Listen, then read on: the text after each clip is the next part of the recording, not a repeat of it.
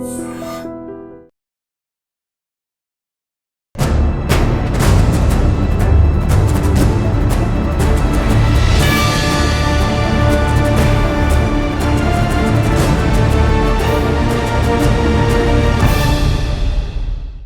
To crime analysis. Kolkata rape కేసులో నిందితుడికి polygraph test నిర్వహించాలని court అనుమతి ఇవ్వడంతో సిబిఐ అధికారులు అతనికి పాలిగ్రాఫ్ టెస్ట్ చేయడానికి ముందుకొచ్చారు.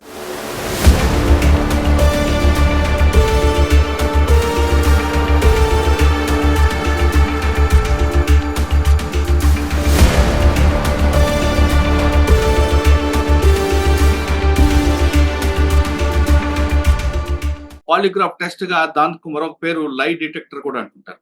అసలు లై డిటెక్టర్ అంటే ఏంటి, ఏ విధంగా టెస్ట్ చేస్తారు, ఆ టెస్ట్ చేసే నిందితుడు నిజాలు చెప్తాడా చెప్పడా అనే విషయాన్ని మనతో మాట్లాడడానికి తెలంగాణలో ఫోరెన్సిక్స్ ల్యాబ్ డైరెక్టర్, మాజీ డైరెక్టర్, ప్రస్తుతం పూణేలో ఎన్ఎఫ్ఎస్ఎల్ అడ్మినిస్ట్రేటివ్ డైరెక్టర్ గా పనిచేస్తున్న శారదా అవధాని గారు ప్రస్తుతం అంటున్నారు. మేడం అడిగి అసలు లై డిటెక్టర్ అంటే ఎలా చేస్తారు, అందులో నిజాలు బయటకు వస్తాయా లేవన్న విషయాన్ని మేడం తెలుసుకుందాం.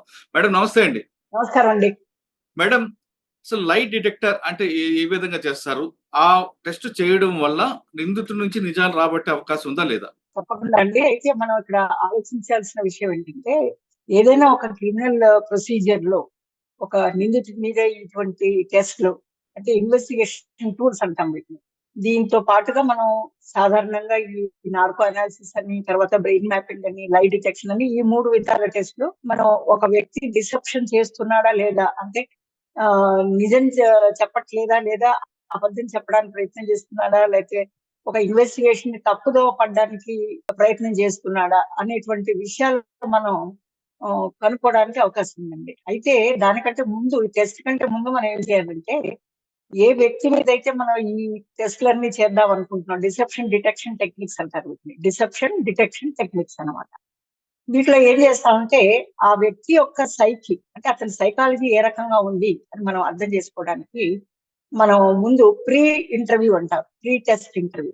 ఆ ఇంటర్వ్యూలో మనం ఏం చేస్తామంటే రకరకాల ప్రశ్నలు అతన్ని అడిగి అతని సైకి మనం తెలుసుకునే ప్రయత్నం చేస్తాం అనమాట. అంటే ఇతను అబద్ధాలు చెప్పే వ్యక్తి, ఇతని నేచర్ టిమిడ్ గా ఉంటాడా, లేకపోతే అగ్రెసివ్ గా ఉంటాడా, లేకపోతే అబద్ధాలు చెప్పడమే అదే ఒక ప్రవృత్తిగా ఉంటాడు. పాథలాజికల్ లయర్స్ అంటారు అటువంటి వాళ్ళని. సో అదే ప్రవృత్తిగా పెట్టుకునే విధంగా ఉంటున్నదా ఇతని ప్రవర్తన అన్నది మనకి ఎవరైతే ఎగ్జామినర్ ఉంటాడో, అంటే పరీక్ష చేయాలి అన్న సైంటిస్ట్ ఎవరైతే ఉంటారో, పూర్తి అవగాహన మనకి కావాల్సి ఉంటుంది అనమాట. సో దాని ప్రకారంగా మనం ప్రశ్నలు తయారు చేసుకోవడం జరుగుతుంది.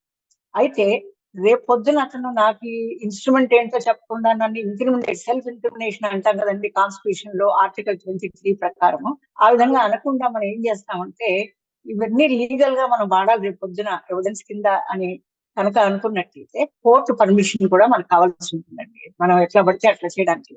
సో అందువల్లనే ఈ పోలీస్ కూడా, కలకత్తా పోలీస్ మనకి పర్మిషన్ తీసుకుని ఉన్నారు, లోకల్ కోర్టు పర్మిషన్ ఇతని మీద పాలిగ్రాఫ్ చేయడానికి, ఎవరైతే నిందించుతున్నారో అతని మీద చేయడానికి వాళ్ళు ఆల్రెడీ పర్మిషన్ తీసుకుని ఉన్నారు.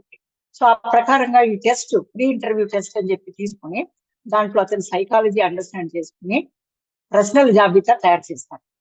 అయితే ఎన్ని సిట్టింగ్స్ ఉంటాయి అన్నది, కేసు ఎంత జటిలంగా ఉన్నది అన్న దాన్ని బట్టి మనకు అన్ని సిట్టింగ్స్ కూర్చోవాల్సి వస్తుంది అతనితో. ఎందుకంటే మొదటి దఫాలోనే అన్ని నిజాలు చెప్పడం లేదా డిసెప్షన్ ఎక్కువగా చేయడం అనేది ఎక్కువ ఉంటుంది. సో క్రమేపీ మనం 2-3 సిట్టింగ్స్, అంటే ఆ కేసును బట్టి ఉంటుందండి, ఒక కేసు టు కేసు అది డిఫర్ అవుతుంది. సో ఆ రకంగా మనం తెలుసుకున్నాక అతనికి చూపిస్తాం. మామూలుగా ఆన్సర్ లీక్ అయింది అంటే, 100% పేపర్ లీక్ అయింది అన్నట్టుగా ఆ క్వశ్చన్స్ కూడా అతను చూపెడతాం. అయ్యా ఈ క్వశ్చన్స్ అడుగుతున్నాను, ఈ సడన్ గా అయితే రేపు పొద్దున బాడీ రియాక్ట్ అవుతుంది కదా అనవసరంగా అన్నిగా. అట్లా కాకుండా అతన్ని ఆయత్తపరుస్తాం అనమాట టెస్ట్ కి.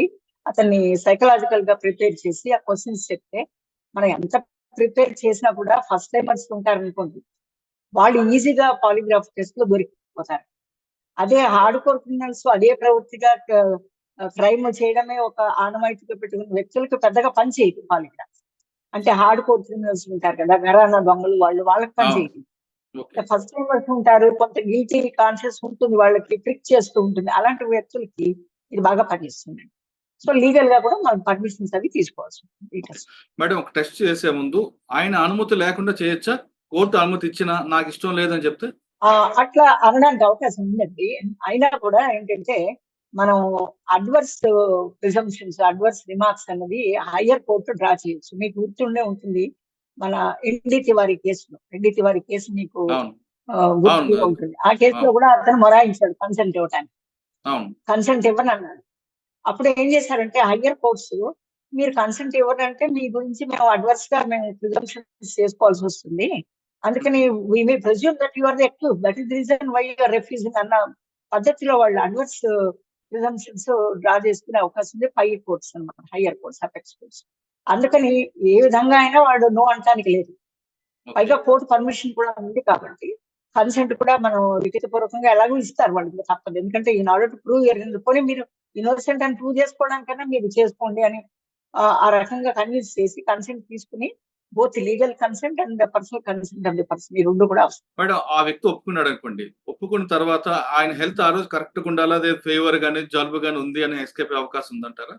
అది మనం టెస్ట్ చేస్తాం కదండి. ఇంటర్వ్యూ ఉంటుంది కదా, ఆ ఇంటర్వ్యూలో మనం అన్ని గమనిస్తాం. ఎందుకంటే కొంచెం సైకాలజీ తెలిసిన వ్యక్తి అక్కడ ఎక్స్‌పర్ట్ గా ఆ పాలిగ్రాఫ్ చేయడానికి వినియోగించబడి ఉంటారు కాబట్టి వాళ్ళకి ఈజీగా అర్థమవుతుంది. మనకి లేమన్‌కి అంతగా మనకు తెలియకపోవచ్చు కానీ scientist with that background of psychology will be hmm. In a better position. అంటే అతను కావాల్సిగా నటిస్తున్నాడా? లేకుంటే నిజంగా ఏదన్నా రుగ్మత ఉన్నదా అన్నది అంటే ఒకటి ఏంటంటే బ్లడ్ ప్రెషర్ లాంటివి ఏమన్నా మనకి ఆబ్వియస్ గా ఉంటే మనం ఎక్కువ హై బీపీ ఉన్నప్పుడు తీసుకోమండి. ఎందుకంటే ఇవన్నీ కూడా blood pressure related, cardiac related టెస్ట్‌లే కాబట్టి మనం అటువంటి రుగ్మతలు ఉన్న వ్యక్తికి పూరా హై బీపీ ఉన్న వ్యక్తి లేదా హార్ట్ పాల్పిటేషన్ ఎక్కువ ఉన్న వ్యక్తిని కొంచెం ఆ రోజు తట్టుకుని మనం వేరే సూటబుల్ గా ఉన్న డేట్ ఒకటి తీసుకుని కోర్టు పర్మిషన్ తీసుకుని అప్పుడు కండక్ట్ చేయవలసి వస్తుంది. ఓకే.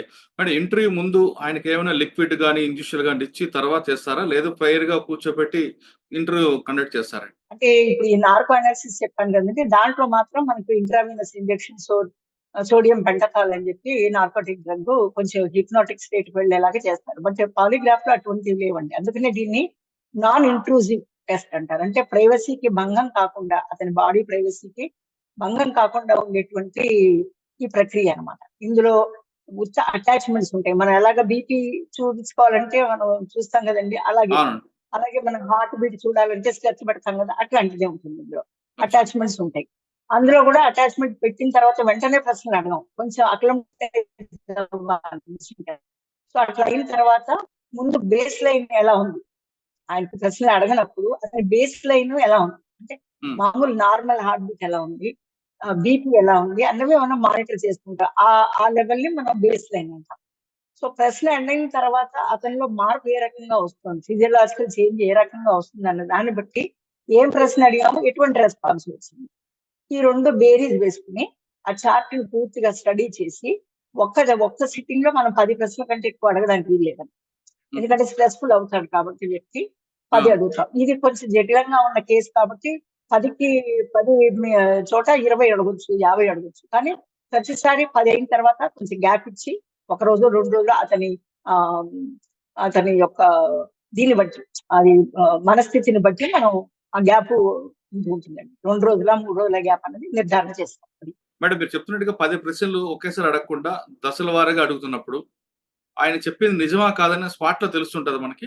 తెలుస్తుందండి. ఎందుకంటే వెంటనే ఆహ్, స్టిమ్యులై అండ్ రెస్పాన్స్ అంటారు. స్టిమ్యులై హ్మ్. And response. ఇప్పుడు మనకి ఫస్ట్ టైమర్స్ అని చెప్పాను కదా! మీకు ఎవరైతే ఫస్ట్ టైమ్ చేస్తున్నారో వాళ్ళు హ్మ్. గిల్టీ మైండెడ్ అయి ఉండాలి. గిల్టీ మైండెడ్ అంటే అరే! తప్పు చేశాను నేను, చేయకుండా ఉండాల్సింది అన్నటువంటి ఒక మార్పు, పరివర్తన అన్నది ఆ వ్యక్తిలో ఉన్నప్పుడు అటువంటి వ్యక్తులు బాగా పనికొస్తారు. పాలిగ్రాఫ్ టెస్ట్‌లో ఈజీగా పట్టుబడిపోతారన్నమాట.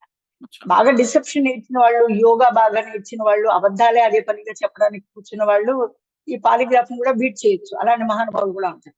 అవునా? ఆ! అందుకని ఉంటారండి. అలాంటి వాళ్ళు కూడా ఉంటారు. హ్మ్. ఎందుకని after all it's a mission కదా! Mission hmm. రీడింగ్స్ ఇస్తుంది. దాన్ని ఇంటర్ప్రిటేషన్ చేయాల్సింది సైంటిస్టే తర్వాత. హుహు. అవన్నీ చార్ట్‌లు వచ్చాక దాన్ని ఇంటర్ప్రిటేషన్ చేయాల్సింది యాక్చువల్‌గా సైంటిస్టే.